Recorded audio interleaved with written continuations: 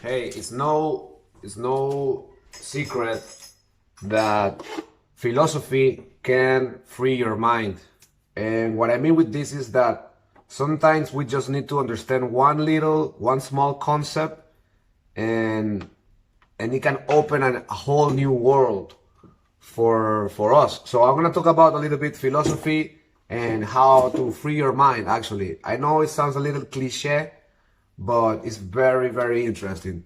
And why I want to talk about this is because I want to also um, mention that we have so many privilege and luxuries that we actually are not enjoying, and we just gain them. And so it's very important to understand that this privilege should not be taken for granted. And what I mean with this is that, for example, after, one of the biggest concepts that helped me to free my mind and make me have a lot of source for motivation is to understand that history didn't happen a long time ago. It happened yesterday. For example, World War II. For me, World War II, it just happened yesterday. So the fact that Europe is united and there is this economy and this prosperity and this peace is actually something very new. And we should not take it for granted. We should be working very hard to protect this because it's just, it's new. It's very new. And where am I gonna go with this? After World War II, the black and the segregation in the United States was still legal, and it actually became illegal until 1964. So it actually was 20 years after World War II that the black people in the United States could have more freedom and privileges in the country.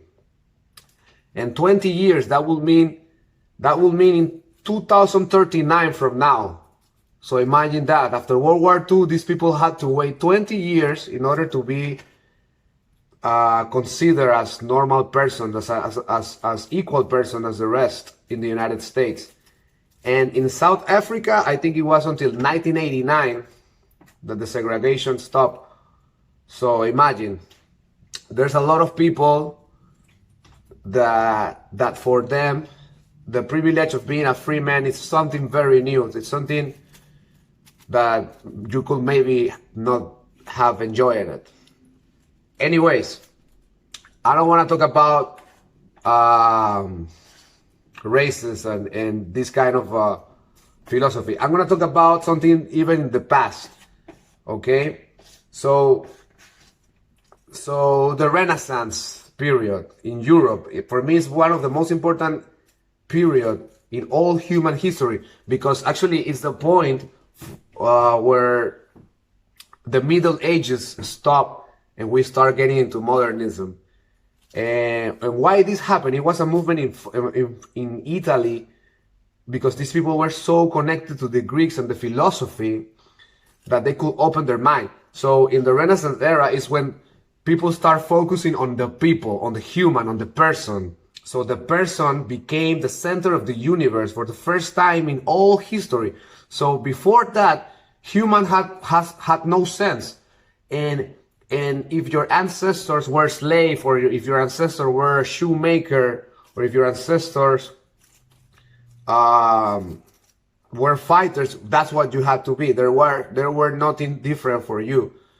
And until this era, in this era, people discovered for the first time in human history that you could do anything that you really wanted to if you could work for it. And so the art and the sports and all these kind of expressions start to grow, and the technology and everything, because people actually start thinking.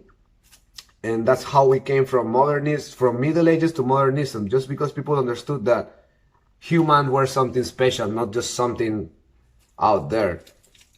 And anyways, this just happened. So we are having this privilege just now. So basically we can be whatever we want now. So it's not something that is just happened and you can or cannot do it. It's something that we just gain to do, okay? After 10,000s of years, just a couple of hundreds of years, we could be reborn from our own concept in our mind. So the Renaissance era is very important, and believe me, don't take it for granted. You need to discover and research about this time to know what actually really happened in the people's mind, so you can apply it to yourself.